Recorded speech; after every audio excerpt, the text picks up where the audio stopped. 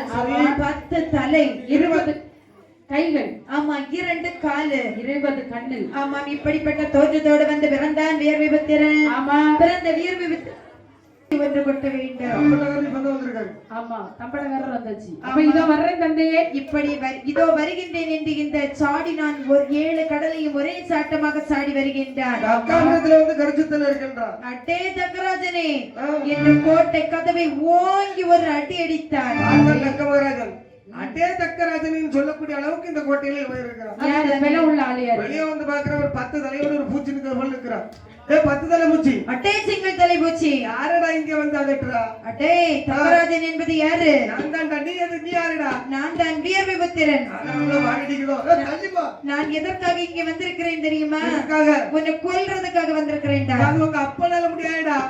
எங்க அப்பா தான்டா உன்னை கொல்லும்படியாக சொல்லிவிட்டதே. அப்படி என்ன உன்னை அனுப்பிட்டு அப்பா யாருடா உனக்கு? அதுதான் இந்த உலகத்தை ஆளக்கூடிய ஆண்டவன் ஆதி சிவபெருமான். சிவபெருமான் உங்க அப்பாவா? ஆமா. அவன் என் மருமகனடா. அது என்னுடைய அப்பாடா. அவர் பார்வதி இருக்கிறான்ல. ஆமா. என் மகா. உங்க மகளா? ஆமா. அவங்க எங்க அம்மா. பாப்பா எல்லாம் ஒரே குடும்பத்துல தான் இருந்தாங்க. ஆமா சொந்தக்காரங்களுக்குள்ள தான் சண்டை. அடே சக்கராஜனே என்னடா போர்க்களத்திலே வந்து புல்லாங்குழல் வாசித்துக் கொண்டிருக்கின்றாய். இறங்கடா சண்டைக்கு. சண்டைக்கு என்று தக்கராஜனும் வீரவிபத்திரனுமாக தக்கனோடு இளவே விபத்திரனே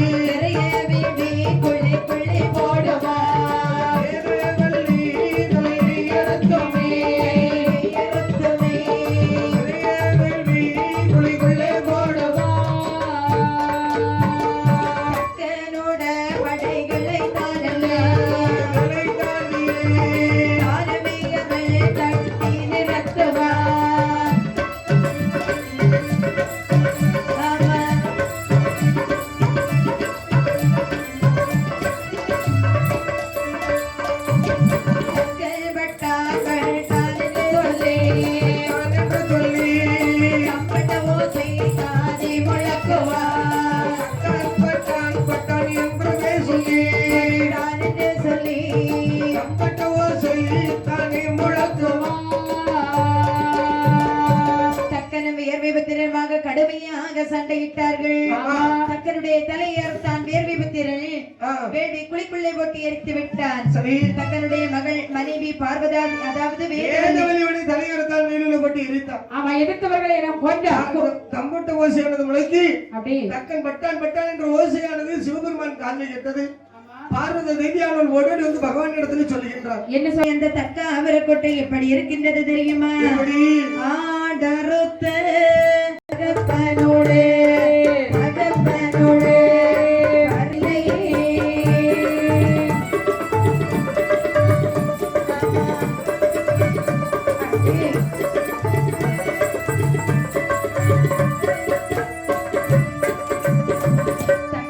கோட்டையை வந்து பார்க்கக்கூடிய சமயத்திலே ஆடறுத்த களம் போலே அவரில் பட்ட உதிரமெல்லாம் தகப்பனுடைய பரந்தலையை காணவில்லை.